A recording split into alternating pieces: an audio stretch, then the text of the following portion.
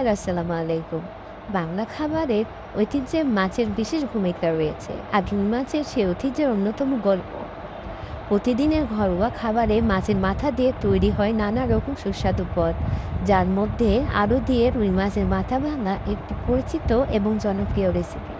এই পদটি সাধারণত গ্রাম বাংলা রান্নাঘর থেকে উঠে এলেও এর শহরে খাবারের টেবিলেও এর গ্রহণযোগ্যতা কম নয়। আলুর নরমতা আর মাছের মাথার স্বাদ মিশে এক অপূর্ব ঘ্রাণেও তৈরি হয়েছে এই খাবার। এতে ব্যবহৃত মসলা, পেঁয়াজ, রসুন ও আদার ছোঁয়া রান্নাটিকে করে তোলে আরও ঘ্রাণবহুল ও মুখরোচক।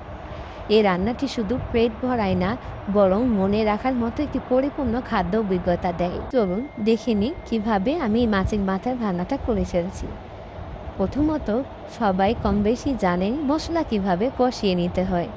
আমি স্বাভাবিকভাবে মশলাগুলোকে কষিয়ে নিয়েছি। এরপরে দিয়েছি তেজপাতা। তারপর ভালো করে মশলাগুলোকে কষিয়ে নিয়ে দিয়ে দিয়েছি মাছের মাথাগুলো। এগুলোকে আবারও পুনরায় ৫ মিনিট কষিয়ে নেব, যাতে মশলার কাঁচা গন্ধটা চলে যায়। মাছটা কষানো হয়ে গেলে আমরা অ্যাড করে দেব অল্প কিছু পরিমাণ পানি। পানি দিয়ে আবারও মিনিট ৫ ভালো করে কষিয়ে নিয়ে দিয়ে দেব আলু। আলু ম্যাশ করাগুলো দিয়ে ভালো করে নেড়ে চেড়ে আবারও মিনিট ১০ কষিয়ে নেব, যাতে আলুর সাথে মাছের মিশ্রণটা খুব ভালোভাবে হয়ে যায়। এরপরে মিনিট ৫ কষিয়ে নেওয়ার পরে আবার দিয়ে দেব পানি। পানিটা কমে আসলে আমাদের রান্না শেষ।